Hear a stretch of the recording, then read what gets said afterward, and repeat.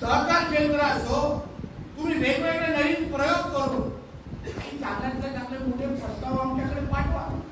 कॅबिनेटमध्ये बसत असताना जास्त प्रस्ताव जेव्हा पश्चिम महाराष्ट्रातून येतात मला दुःख वाटतं। हे सगळेच प्रस्ताव पश्चिम महाराष्ट्रातून सहकारच्या बाबतीमध्ये काय येतात, माझ्या कोकणात काय येत नाही। माझ्या सिंधुदुर्गातून एक चांगला मोठा प्रस्ताव मला सीएम साहेबांकडे किंवा सहकार मंत्र्यांकडे घेऊन जाण्याची संधी का भेटत नाही हा नेहमी मनातून प्रश्न येतो।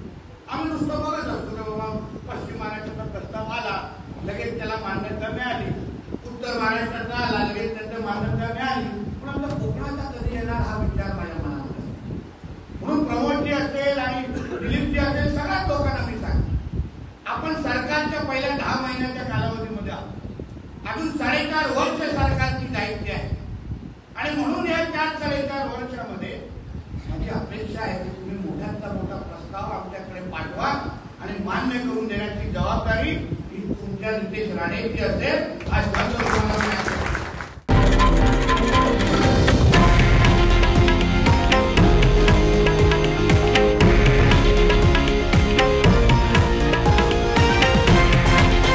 हे आहे देशातील नंबर 1 न्यूज नेटवर्क आणि आपण पाहत आहात TV9 मराठी, एकमेव।